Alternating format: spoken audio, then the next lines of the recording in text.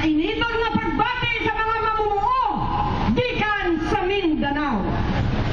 Mga higala, mga kasama, hindi pa nauso dito sa Luzon ang kontraktualisasyon, inumpisahan na sa Mindanao. Dekadas ay setas, 60s, 70s, 80s, pumasok ang mga multinational companies. Inagaw ang mga homestead. Napilitan ang mga may-ari ng lupa, paupahan ang kanilang lupa. Kung kaya ang may-ari ng lupa naging manggagawa sa mga plantasyon ng saging, pinya at asparagus. Laganap ang kontraktualisasyon. Mas matindi ngayon dahil meron ng batas. May mga memo na nagbibigay basbas sa kontraktualisasyon. At ano pa? Union busting. Usong-uso yan. Pagpatay sa mga leader ng mga union.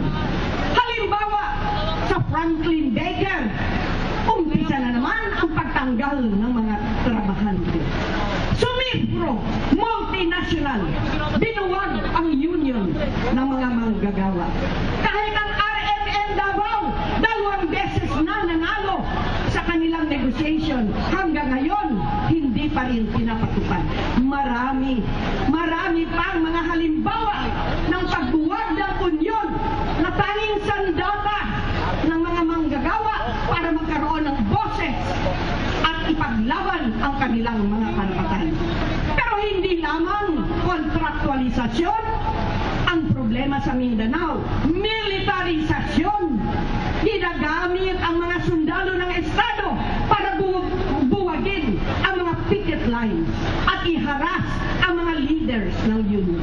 Ang nangyari sa Mama Sapano, example yan ng pagpasok ng militar kasama ang kanilang amo ng mga Amerikano. Bakit nasa Mindanao ang mga balikatan exercises? Bakit nasa Mindanao ang mga base ng Amerikano? Pinoprotektahan ang kanilang mga interes at ang kanilang mga kumpanya. Ang pinakamahirap na probinsya sa Pilipinas ay nasa Mindanao. Ang pinakamaraming DH sa Saudi ay mga babaeng galing sa Mindanao.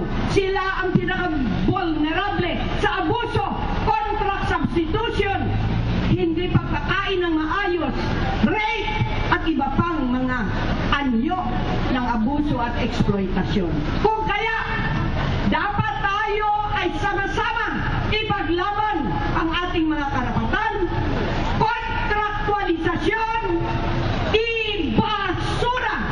Magandang hapon sa ating lahat.